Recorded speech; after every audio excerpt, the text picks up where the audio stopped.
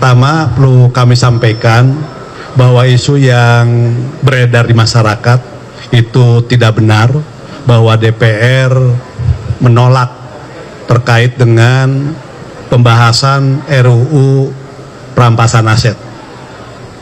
Sampai hari ini DPR terus melakukan pembahasan terkait dengan RUU perampasan aset, khususnya di Komisi 3, dengan melakukan berbagai RDPU maupun public hearing yang dilakukan oleh Komisi 3 DPR RI terkait dengan masukan-masukan dari berbagai pihak, terutama stakeholder yang terkait dengan RUU tersebut. Seperti kemarin Komisi 3 melakukan RDPU itu dengan Pradi dan yang lain-lain.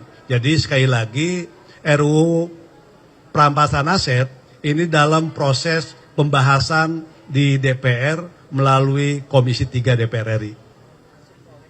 Dan itu juga masuk dalam daftar prolegnas prioritas 2026 ini.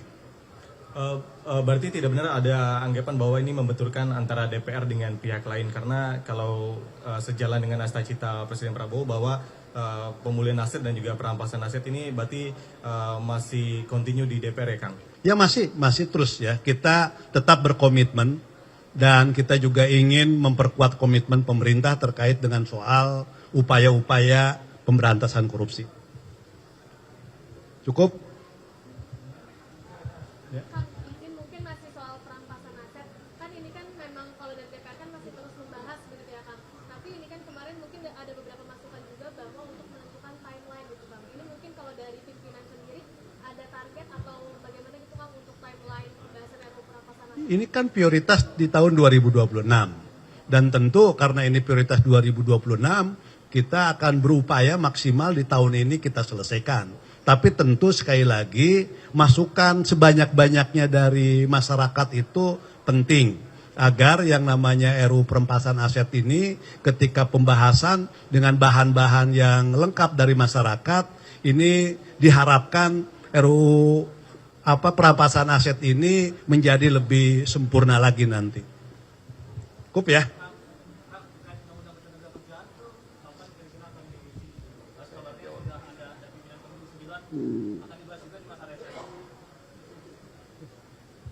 Ya, jadi untuk Undang-Undang Ketenagakerjaan, kebetulan di Komisi 9 kemarin menyampaikan ada urgensi yang paling ketemu dengan beberapa stakeholder.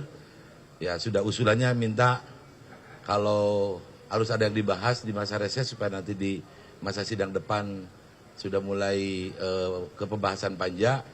Ini kita bawa di Rapim nanti ya, dan Bamus. Usulan untuk rapat di masa resesnya dari Komisi 9.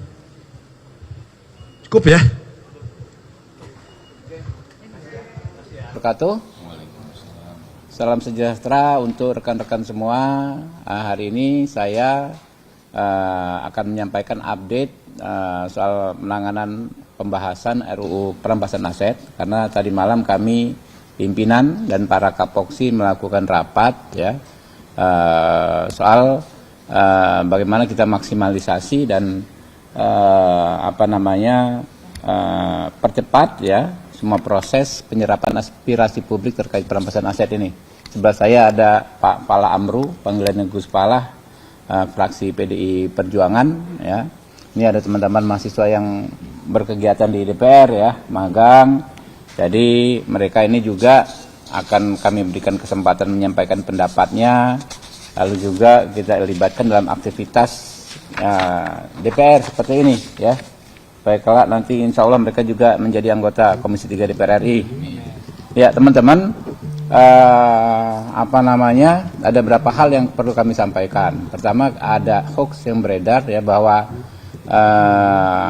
DPR menolak pembahasan RUU perampasan aset ini. Padahal faktanya teman-teman tahu semua ya, kita sudah berminggu-minggu melakukan RDPU soal undang-undang perampasan aset ya.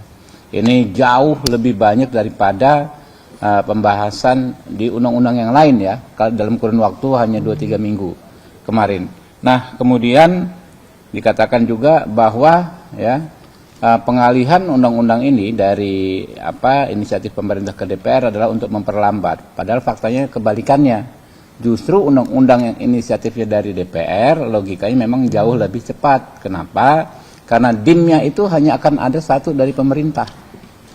Ketika nanti kita sudah susun, DIM-nya hanya akan ada dari pemerintah. Tapi kalau undang-undang usulan dari pemerintah, maka DIM-nya akan ada dari 8 fraksi. Ya kita tahu masing-masing fraksi pasti akan membuat DIM yang mungkin saja secara substansi sama satu sama lain tapi redaksi beda, maka akan menimbulkan banyak sekali DIM, ya 8 kali lipat daripada apabila diusulkan oleh pemerintah. Nah itulah bagian dari strategi kami agar semua undang-undang yang dibahas termasuk dan terutama undang-undang perampasan aset ini cepat adalah bagian dari strategi kami adalah dengan menyeret ini sebagai usulan DPR, ya. Kalau DPR kan begitu kita disusun DIM dari pemerintah, maka prosesnya akan lebih cepat. Itu pengalaman kami di DPR selama ini begitu.